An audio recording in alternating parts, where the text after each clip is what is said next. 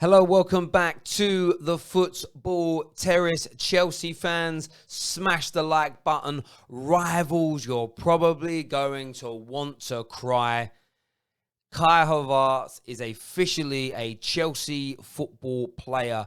This deal, some may say it's protruded. It hasn't. Big, mega money deals take time to get completed.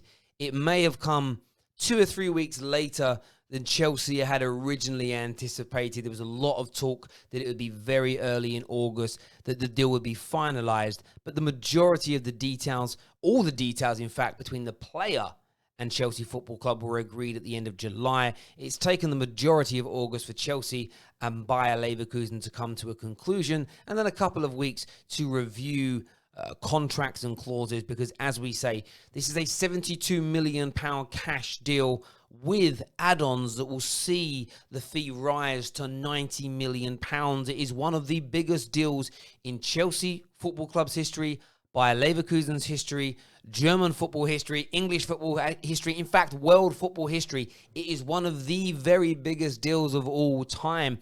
When you look at every single element of this, a 5-year contract, 300. There's been a lot of rumours about this, between 200 and 350, but it's £350,000 a week base salary for Kai Havertz. It's a massive, huge money deal, but he is now officially a Chelsea player. And listen, you Chelsea boys, you Chelsea girls out there, I want to know what you're thinking and what you're feeling. Before we go any further, smash the like button.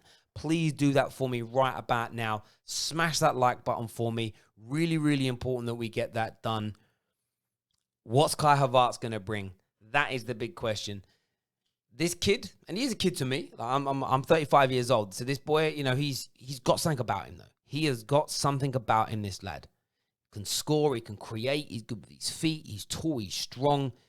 He's quintessentially German. He's efficient. But he's efficient with a bit of flair. He's like an Audi or a really nice, like a nice BMW, a nice Audi, a nice Merc. You know it's going to get you from A to B to C, all the way through to Z and back again. But you know, there's some nice added comforts. You've got those like racing car seats. You know, you've got the climate control. You've got the cruise control. You've got the sunroof. You've got the big 18-inch wheels and rims. You know, you've got those comforts, heated seats in the winter. That's what he brings. And I don't want to sound too gassed. I'm a Man United fan. I should be crying. But I do also like the big players coming to the Premier League. It shows and proves my fundamental point that the Premier League is the biggest and it's the best league in the world. And Kai Havertz is now here. He's going to play for Chelsea. He's going to play in that attacking midfield role. There's still this big debate amongst Chelsea fans of where he's going to play. Some think there's going to be Kante in the middle with 2 8s, Mason Mount one side, Kai Havertz the other. There are other people that think 4-2-3-1 will be used and he'll be the number 10. Let's see what happens. The one thing I do know about Kai Havertz and what Chelsea is, what he'll bring to Chelsea, is the versatility. And what I mean by it is this. Let's look at their new signings and how they're all going to operate. You've got Timo Werner that plays centrally but loves to drift to the left. You've got Pulisic that plays on the left that likes to drift central. You're going to have Kai Havertz who starts central but loves to drift out to that right-hand side. If you look at the heat maps and where he touches the majority of the ball, the right-hand side is very, very strong in terms of that and very, very populated. And then you have Ziyech who starts starts on the right and likes to drift in towards the centre. So what I see is a very fluid system. Frank Lampard's already got a very fluid system. The reason I said Ollie's name is because, of course, Ollie has invented fluid football. Well, that's the phrase that we use here on the Football Terrace, TFT, to describe Ollie's style of play. So apologies for the old slip of the tongue. But Lampard plays a very, very attractive style of football. And fluid players, interchangeable players, is going to be a nightmare.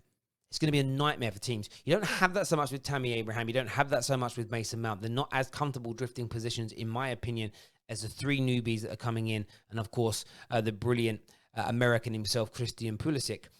So you have that versatile nature where the players can drift in and out of positions. It makes it very hard from a zonal point of view, because it's going to drag people in and out of the zones that they're meant to be covering.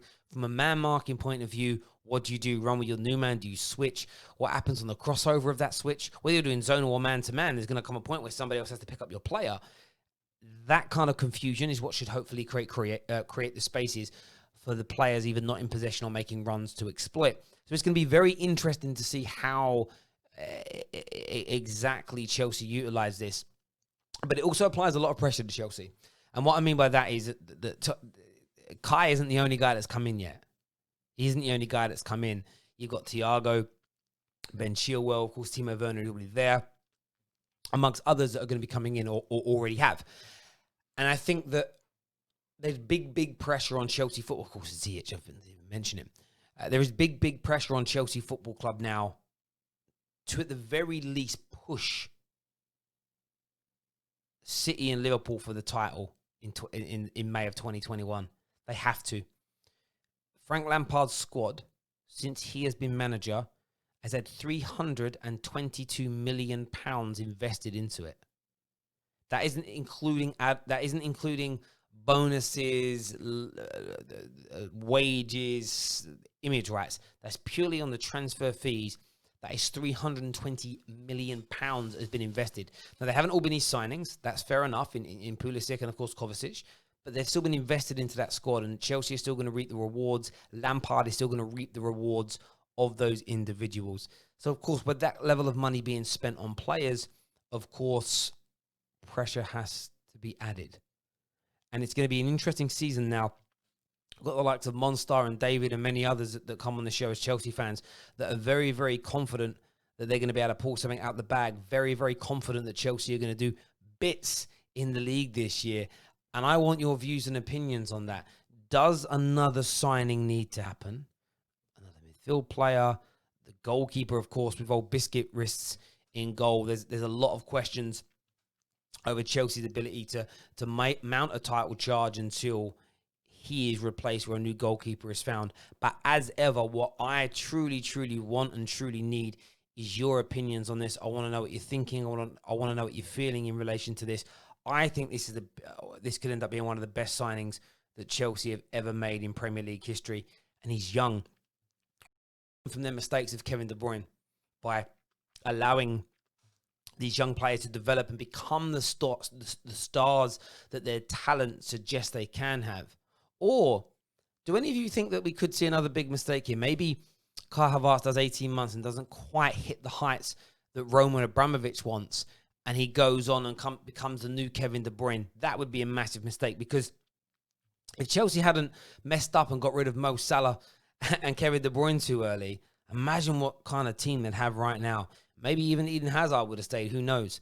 But listen, hit that like button for me. Hit the share button as well. And until next time, take care of yourselves. God bless. And we'll see you all again very, very soon.